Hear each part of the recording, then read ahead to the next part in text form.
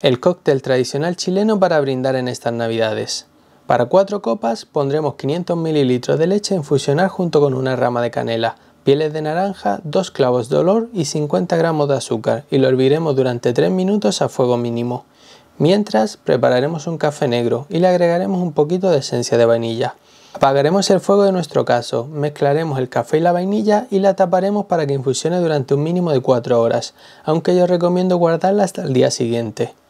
Colaremos nuestra leche infusionada y agregaremos 125 ml de anís del mono, aguardiente o vodka por cada 500 ml de leche. Reservamos en botellas de cristal como tradicionalmente se presenta en la mesa. Y ya tendremos nuestro cola de mono.